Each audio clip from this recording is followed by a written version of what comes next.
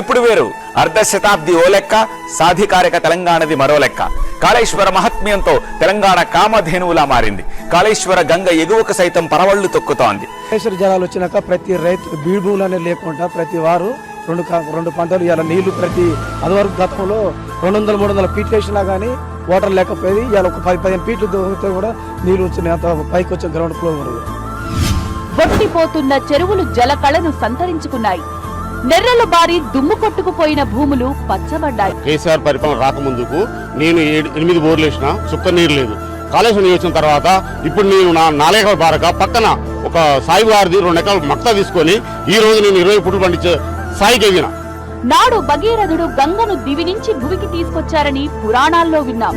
కానీ భగీరథుడు కూడా భయపడే ప్రయత్నం ఇది. శివుడి జటాజూటాల నుంచి గంగను తీసుకురావడం కాదు, నేల మీద పారే గంగను నింగిలోకి తీసుకొచ్చిన ఘనత కాళేశ్వరం ప్రాజెక్ట్. తెలంగాణ నీటి అవసరాల కోసం ఏకంగా గోదావరి నది దారి మళ్లించడం అన్నది వండర్లోకెల్లా వండర్ అనడంలో ఏమాత్రం సందేహం లేదు.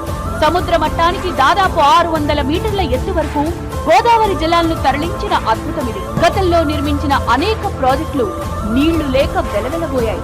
ఇప్పుడు కాళేశ్వరం కరుణతో రివర్స్ పంపింగ్ ద్వారా పైనున్న SRSP, mid Maneru, lower Maneru 365 రోజులు కాళేశ్వరం నీటి జలకళతో కళకళలాడుతున్నాయి. నేడు మిషన్ కాకతీయతో ముందుగానే చెరువుల్ని సిద్ధం చేయడంతో కాళేశ్వరం నీటితో తెలంగాణ చెరువులు నిండు కుండల్లా కనిపిస్తున్నాయి.